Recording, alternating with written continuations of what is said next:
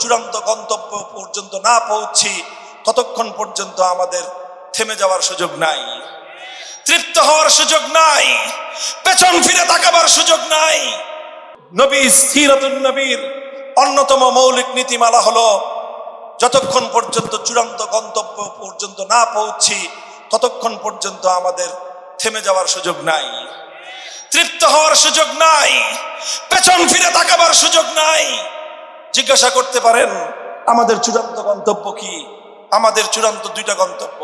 কয়টা বলেন? কয়টা? একটা পরকালীন গন্তব্য আর একটা ইহকালীন গন্তব্য। পরকালীন গন্তব্য কি? হাত্তা ইয়াকুনা মুনতাহাহুল জান্নাহ, জান্নাত পর্যন্ত পৌঁছবো, তারপরে আমার সংগ্রাম সমাপ্ত হবে। এটা হলো পরকালীন গন্তব্য। ইহকালীন গন্তব্য হলো লা ইয়াবকা আলা যাহরিল আরদি বাইতু মাদারিন ওয়ালা ওয়াবারিন ইল্লা আদখালাহুল্লাহুল ইসলাম ইম্মা বিইজ্জি আজিজিন ওয়া ইম্মা বিযুল্লি দালিল। যতক্ষণ পর্যন্ত আল্লাহর এই জমিনের প্রতি ইঞ্চি মাটিতে দ্বীনের ঝান্ডা উড্ডীন না হবে, যতদিন পর্যন্ত এই জমিনের প্রতি ইঞ্চি মাটিতে আল্লাহর দ্বীন বিজয়ী না হবে, যতক্ষণ পর্যন্ত এই জমিনের প্রতি ইঞ্চি মাটিতে আল্লাহর কোরআনের রাজ কায়েম না হবে, খেলাফতের শাসন ব্যবস্থা পূর্ণাঙ্গ রূপে বাস্তবায়িত না হবে, ততদিন পর্যন্ত আমাদের পথ চলা চলবে ইনশাআল্লাহ। এই জন্য হে মুসলমান, আমি বাংলার মুসলমানদেরকে একটা পয়গাম দিচ্ছি সব জায়গায়, বিশেষ করে আমার দেশের মানুষকে বলতেছি, অনেক রঙের বাংলাদেশ তো দেখলেন, একবার আমরা দেখলাম সোনার বাংলাদেশ। সোনার বাংলাদেশের গল্প শোনালেন একজন, তারপরে দেখলাম গোলামীর বাংলাদেশ। এরপরে আরেকজন এসে বললেন নতুন বাংলাদেশ, দেখলাম কি ওই পুরান জিনিস, নতুন নতুন মোড়ক। এরপরে আরেকজন আসলেন, বললেন সবুজ বাংলাদেশ, দেখলাম সব ধূসর। এরপরে আরেকজন বললেন ডিজিটাল বাংলাদেশ, দেখলাম জনগণের রক্ষিত সংরক্ষণাগার জাতীয় ব্যাংক বাংলাদেশ ব্যাংকের সংরক্ষণাগার থেকে ডিজিটাল কায়দায় হাজার হাজার টাকা চুরি হয়ে যায়। এর নাম হলো ডিজিটাল বাংলাদেশ। আমার বাংলাদেশের প্রবাসীরা মাথার ঘাম পায়ে ফেলে রেমিটেন্স পাঠায়।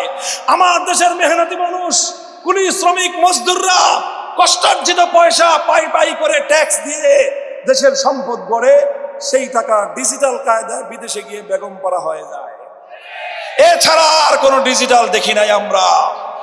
এজন্য বলতে চাই, এবার সোনার বাংলাদেশ দেখা শেষ, নতুন বাংলাদেশ দেখা শেষ, সবুজ বাংলাদেশ দেখা শেষ, ডিজিটাল বাংলাদেশও দেখা শেষ।